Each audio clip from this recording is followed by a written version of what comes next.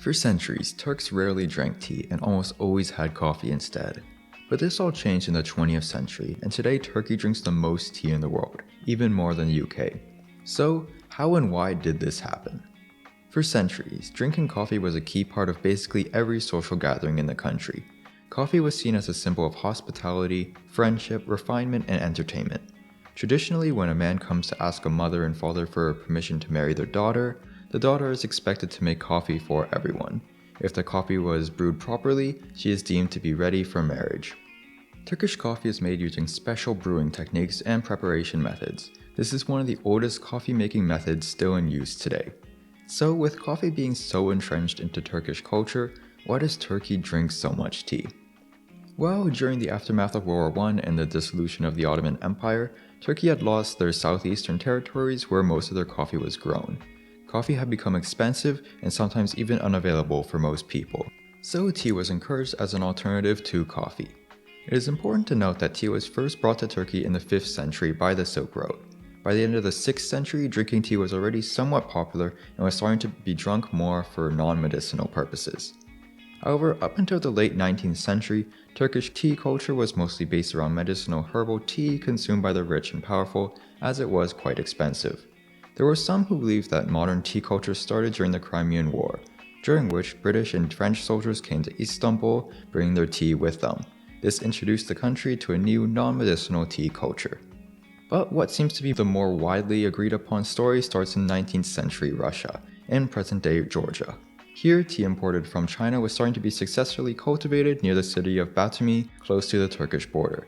It was clear that tea could be grown in the area, so many started to try to grow tea in the Rize province of Turkey.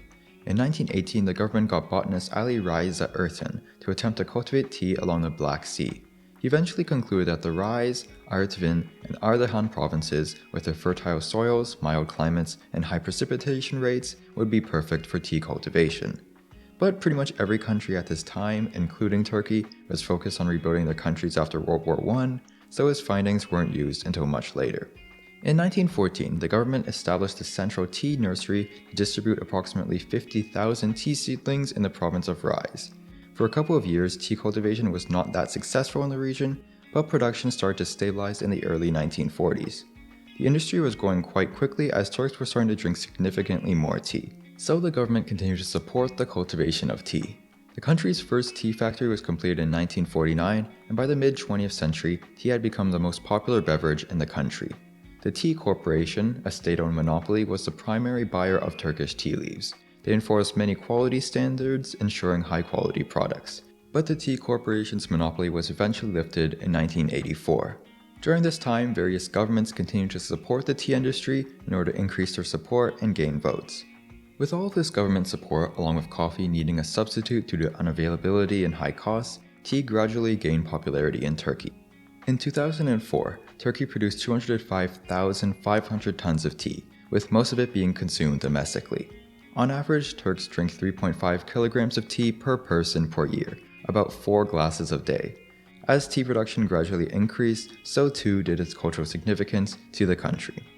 Tea in a samovar, a kind of teapot, were brought to Turkey during the late 1800s by immigrants coming from Caucasia. This seems to have had quite a large impact on the somewhat famous çaydanlık, used to prepare Turkish tea with its 2 teapots stacked on top of each other. Water is boiled in a larger bottom teapot, and some of this water is used to fill the smaller teapot on top. This is then infused with several spoons of loose leaves, producing tea with a strong, distinct flavor. The host is expected to ask their guests to choose between koyu, dark tea, açık, light tea, or kanlı, a brown red tea whose name literally translates to rabbit's blood. This special teapot allows hosts to serve all of these different kinds of tea, but serving your guests the wrong style is considered quite a large faux pas. Tea is usually drunk in small tulip-shaped glasses called incebeli. Around 400 million of these types of tea glasses are sold each year in Turkey. Traditionally, tea is served with small cubes of beet sugar and no milk, alongside sweet or savory biscuits called kuraye. Tea is drunk throughout the day from breakfast to night, but tea time is specifically 3 o'clock to 5 o'clock in the afternoon. Offering tea to guests is a big part of Turkish hospitality, and they're consumed everywhere from households to shops to business settings like offices. Tea gardens are also quite common, and people often socialize in these areas, of course, while drinking tea. These are loud, leisurely, and lively places with music and games like backgammon. Turkish bazaars also often give their customers tea to increase their chance of securing deals. As the folk saying goes, "Çaysız sohbet aysiz gökyüzü gibidir," meaning conversations without tea are like a night sky without the moon. There's always a pot of tea brewing in homes to offer to guests. It's unheard of for guests to refuse a cup of tea in Turkey. Workplaces are also legally required to allow for at least 2 tea breaks during each working day. There's still a culture of medicinal and herbal teas in Turkey, but a lot of these are tourist traps. Elma çayı, or apple tea, for example, has many health benefits such as helping boost your immune system and digestive system.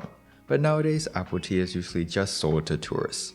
Despite this, there are some herbal teas like kuşburnu çayı, rosehip, and ilamur çayı, linden flowers, that are still quite common for their health benefits and unique flavors. Today, Turkey is one of the world's largest tea-producing countries, cultivating about 6 to 10% of the world's tea leaves. Coffee is still rather popular to this day, but it was quite expensive and hard to find post-World War I, which led to tea to grow in popularity across the country. Today, Turkey drinks the most tea in the world per capita, as it has now just become an irreplaceable component of Turkish culture and society, a trend which will certainly continue in the decades to come. And that's the end of the video. To be honest, I was not expecting the pronunciation of Turkish words to be this hard. Hope it sounded okay. But either way, I really hope you guys enjoyed it, and thank you all so much for watching.